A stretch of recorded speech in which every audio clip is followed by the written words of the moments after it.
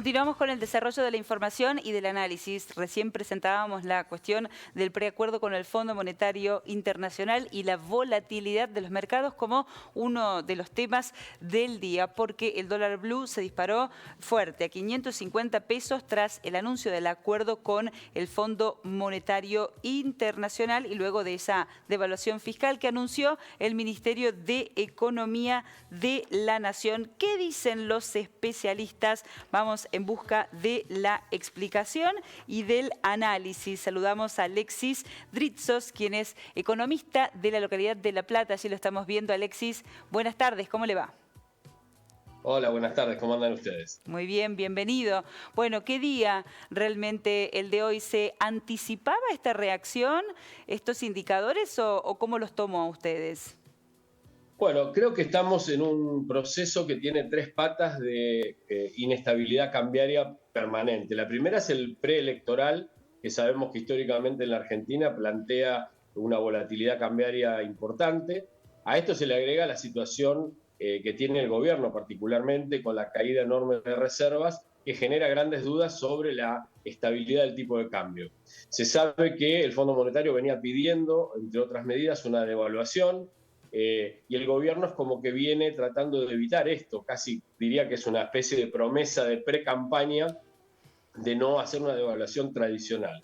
Entonces, se hacen estos anuncios, se habla con el Fondo Monetario y se busca una especie de devaluación parcial, como para tratar de no hacerla de un modo tan evidente, y de alguna manera lo que hace es subir el tipo de cambio de base en algunos elementos, o sea, en los tipos de cambio que se modifican, y esto tiene un impulso también en las cotizaciones paralelas, ¿no? Porque de alguna manera los pisos se empiezan a levantar y se empieza a percibir la idea de un tipo de cambio atrasado, y esto se suma a lo que te decía antes, la cuestión preelectoral, y bueno, genera esta corridita o esta subidita bastante fuerte del dólar, que también venía bastante lento en relación a lo que ha sido el proceso inflacionario. ¿Esto va a tener un impacto en la economía en pesos, en la economía del ciudadano de a pie? Y mira, hay algunos incrementos que se van a ver en materia de importaciones. Los importadores van a trasladar los incrementos que reciban en el tipo de cotización de las importaciones. Recordemos que en algún caso va a tener un 7,5% en lo que tiene que ver con bienes, salvo algunas excepciones, y en el caso de servicios el 25%. A su vez, el paralelo, cada vez que el paralelo sube, también es un precio de referencia que afecta a distintos formadores de precios. Con lo cual, lo que presumiblemente va a suceder con este tipo de medidas es que va a haber un proceso de aceleración en los precios, naturalmente, que es lo que sucede cuando hay una devaluación. En este caso, que es parcial. Y el otro tema que genera un poco de tensión es qué va a pasar con el maíz, porque el maíz es un recurso importante en lo que es la alimentación del ganado, del vacuno, de lo que es el porcino, etcétera. Y esto tiene una incidencia en otros valores, ¿no? En el pollo, en los huevos. Entonces, todo este proceso seguramente va a tener un impacto en precios también. Ahora, ¿tendrá algún impacto, se va a sentir en positivo el anuncio de un preacuerdo o de alcanzar finalmente un acuerdo con el Fondo Monetario Internacional? Porque supone que es una buena noticia, ¿no?, para la economía de nuestro país.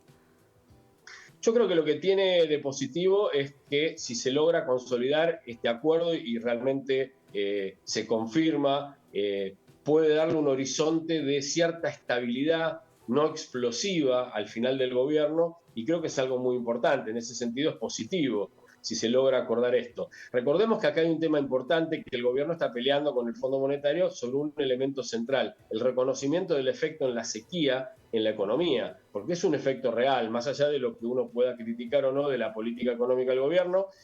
La realidad es que se perdieron 20.000 millones de dólares de ingresos de exportaciones, pero además se perdió muchísimo ingreso fiscal. Muchos de los ingresos que vienen a partir de las retenciones, que dejaron de ingresar, del nivel de actividad que fue cayendo, porque tiene un impacto muy grande la caída en la actividad en el sector agropecuario, tiene una incidencia en el PBI y esto también incide.